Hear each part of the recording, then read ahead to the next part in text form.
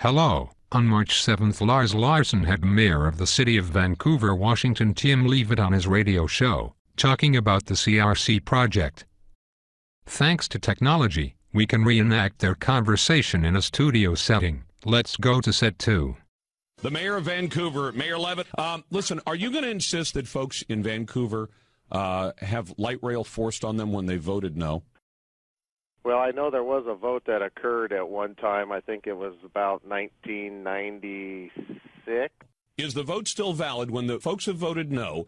Should you assume that vote still stands unless either a long period of time, longer than 15 years, goes by, or they get a chance to vote again?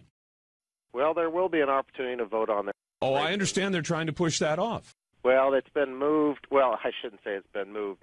The CTRAN board discussed at its retreat this past Saturday both issues, the bus measure and the light rail measure, and at what time frame would be appropriate to put those on the ballot. Well, Governor Kitzhaber says he's going to push that bridge to start construction. What, engineering next year, construction the year after that? What better time to vote on it than before they've actually started pouring concrete? You know, I'm not familiar with what Kitzhaber has said, but I know the schedule is, if everything continues as hoped, that we'd start turning dirt in 2013. Right. Middle of 2013.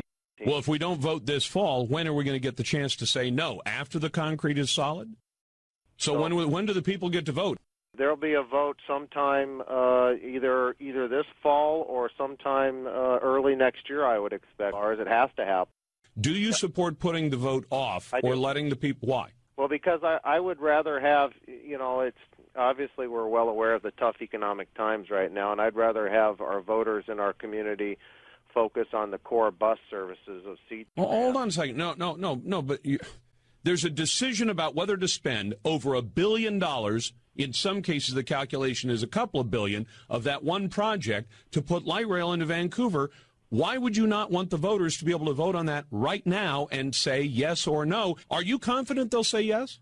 I feel pretty good that... Then why not vote now? Well, because I'd rather have the voters focus on the bus system first, and rather than put both issues on the ballot. You think they'll say no? No, I don't think. Well, if you think they'll say yes, why not have the vote right now and be sure that it actually has majority support before you ram $1 billion project down their necks? Well, Lars, the voters will have a chance to decide on it. If they vote no next year, will that stop the project?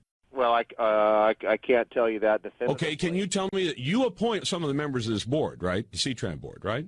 Yeah, there are 3 Vancouver City Council members. All right. So you have a lot to say about this. Who pays the bill if the voters say no to the operations costs? Well, if the voters say sales tax isn't the way to pay for O&M on light rail, then you'll just find another way to suck it out of their pocket, right? Well, I guess the question then for the community and for the elected officials is do we want this project to continue? And if we do, then we're going to need to figure out how to pay for O&M outside of a sales tax. How about the question of whether the project should happen at all? In other words, do people just want a bridge or do they want a couple of $1 billion of the light rail? Are you confident the folks you represent want a couple of $1 billion worth of light rail? Well, I get talked to by many people on both sides of the issue. Well, which one? You're the guy you're the leader. Leaders have to take data and make decisions. Yep. So if you had to make a judgment call today, what you believe the people you represent would want, do they want to spend the money or not? Well, the people that talk to me about it, I would say a majority say, you know what, if the feds are paying for the construction, then yes, we can support light rail coming into the community. Now, let me ask you something. Yeah. Where does the money come from for the federal government? It comes out of our pocket. Okay, and where does the money come from locally? From our pocket. So do you think that you might be participating in a little bit of a swindle if you say, hey, it's being paid for by some guy in Washington, D.C.? Uncle Sam is doing it. No, it comes out of our pockets, of course. Then what difference does it make whether it comes from a federal treasury check or a check from Clark County or City of Vancouver? Well, it doesn't make a difference, actually. I mean, this would be like your kids saying, hey, is Mom going to pay for college or Dad? And your wife says, well, I'll pay for college. And you realize it's coming out of the same checking account, and you think, well, that's kind of a swindle, isn't it? Isn't it? I say thanks, Mom.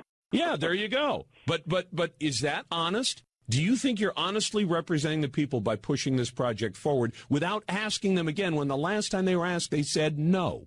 Well, the first time that they were asked, I think the question was, and again, I was in college at the time, but was, are you willing to pay for the construction of light rail coming into to Clark County? And folks at the time said no. And that's a no, because right now, this new project would still be paid for by the citizens of Clark County, wouldn't it? Through their federal taxes and their local taxes, they'll be paying for it, right? Yep. Yeah, you're absolutely right. Okay, so if they say no, well, should they be given a chance to say yes or no?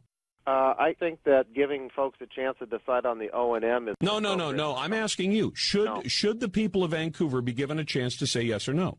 No, I don't believe so. Why? Why would you be against having the citizens have their say on something involving billions of dollars of their money? Well, it's not quite billions of dollars, but... Well, it's $1 billion for the bridge and the light rail alone, and then all those interchange changes, most of them are mandated because of the light rail having to push through there. No, that's not quite accurate. It's to improve. Much of it, frankly, is to improve freight capacity, particularly around Hayden Island. I think that's baloney, but I do. I honestly think it is.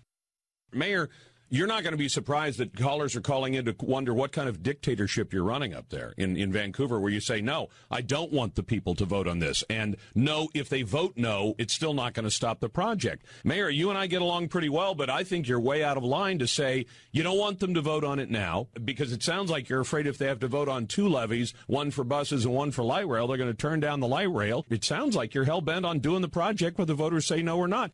How can you lift a middle finger to your constituents that way? Well, Lars, my middle finger doesn't get lifted to anybody, but... Well, if my boss came down and said, don't do this, and I went ahead and did it anyway, what am I telling him? Maybe there's a more polite way of doing it.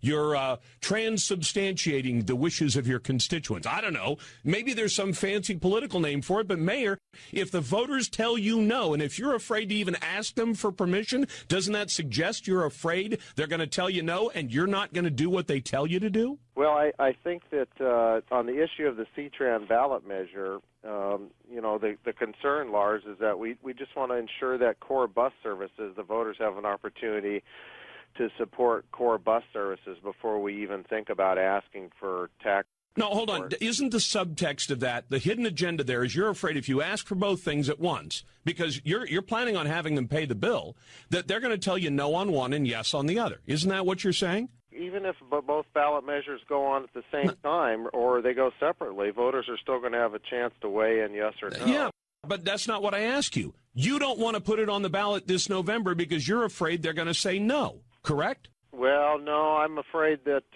there'll be too many issues on the ballot. Hold on. You think your voters are such simpletons that they can't look and say buses? Yes. Light rail? No. You think two issues is too complicated for us stupid voters? Because, I mean, that's what it sounds to me, to my ears, Mayor.